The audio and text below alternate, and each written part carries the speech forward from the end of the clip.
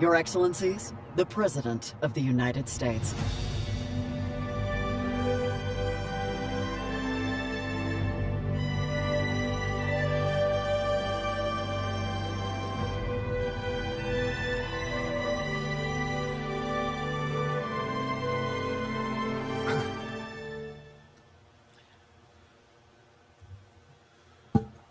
Hello, everyone. We're going to extend this conference another 5 days. Good. That's okay. Welcome to the final APEC Leaders session. Over the last few days, we've worked together, and I think that's not hyperbole. We've worked together to find ways to build an inclusive, resilient, and sustainable economies for the Asian Pacific. And we talked about the progress that requires partnership. Together we laid out the work we'll be undertaking to avert the worst impacts of the climate crisis.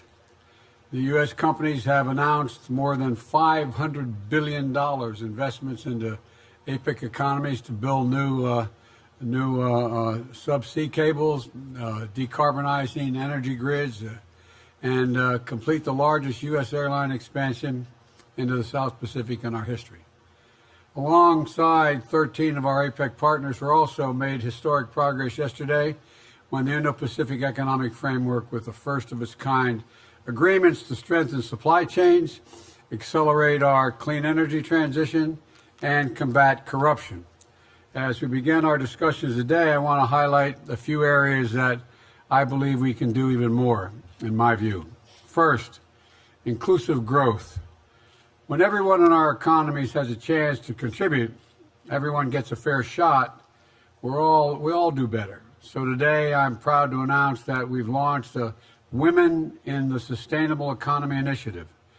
Partners in this initiative have already pledged more than $900 million to increase women participation in blue and green industries like forest management, clean energy, fisheries, and recycling. And if you wonder why I'm so enthusiastic about this, I got more women in my cabinet than men, so I've got to get this straight. But all kidding aside, I think this is a very important initiative, including by creating the first ever facility dedicated to helping women and women-led businesses and organizations in developing countries to gain access to climate finance. We're also supporting programs that expand access to STEM education to address laws that limit women's equal access to land and natural resources. And we plan to invest in young women entrepreneurs in the maritime sector and to scale up these projects as well. I challenge us all to find new ways we can seize the full potential of all of our people. Secondly, interconnected growth and technology. We're going to see more technological change in the next 10 years than we've seen in the last 50 years. And I don't think that's hyperbole. I think we're going to see that changing so rapidly. And together, we have to make sure it changes for the better. Matter of fact, Xi Jinping of China and I had a brief discussion about the impact of artificial intelligence and how we have to work on it. Together, we must ensure the change is for the better. We must ensure that the digital technologies like artificial intelligence are used to uplift, not limit the potential of our people. And that's why earlier this summer, the United States brought together leading AI companies who agreed to voluntary commitments to keep AI systems safe and trustworthy, including the following: committing to independently test and secure the security of their AI systems before these systems are released in the public. 2, committing to watermark content that is AI generated so people know it's been generated by artificial intelligence. Committing to prioritize and minimize the risk that AI systems can pose to society, like promoting bias or discrimination. Just last month, I signed an executive order here in the States to set new AI standards for public and private sector in the United States, such as requiring developers of the most powerful AI systems to share their safety test results with the U.S. government. This is in the U.S. Strengthen technologies to protect our privacy, and preventing employees from using AI to exploit their employers from using AI to exploit their workers. We're also expanding grants for AI research in key areas like healthcare and climate change, which has great potential. But this is a shared challenge and requires shared solutions. And I would respectfully suggest all of us around this table have a responsibility to work together to seize the opportunities and manage the risk of this technology, which are so critical to our collective economic futures. And finally, as I said yesterday, America's commitment to the Asia Pacific is unwavering and, in our view, from America's perspective, essential. I know President Bouteflika shares this commitment, and I want you to know next year, when the APEC Summit hosts, Peru will help drive these economies forward. Probably hang out in Peru. The views are going to be nice too. Well, so as we begin our discussion, I'd like to take a moment to pass the ceremonial torch from the United States to Peru. Madam President, thank you, and the floor is yours. Gracias, Presidente. Thank you, Mr. President Biden.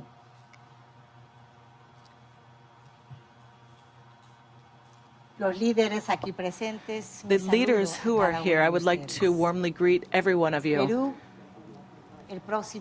Next year, Peru will celebrate APEC 2024. We receive this responsibility quite seriously, but we also take on this commitment with the great affection that Peruvians have right here. It comes from our hearts. And we will receive the 21 economies, leading economies that are here. We will receive you in our, we will welcome you in our beloved Peru, so that in 2024 we can continue to build on what APEC has been doing over so many years, promoting equity between men and women, empowering women in economic development, with respect in society and politics, in employment, but we also want to encourage children and young people to be a part of this history that the leaders around this table here today share. We have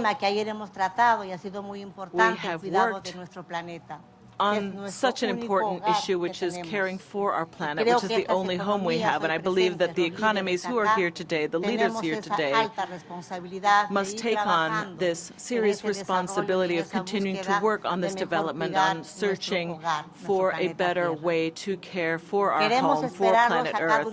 We hope to see each and every one of you in Peru next year, in Arequipa, in the sacred valley of the Incas, in Urubamba, in the beautiful springtime city of Trujillo, in the beautiful area of the Amazon in Pucallpa, and of course in our capital, Lima, Peru.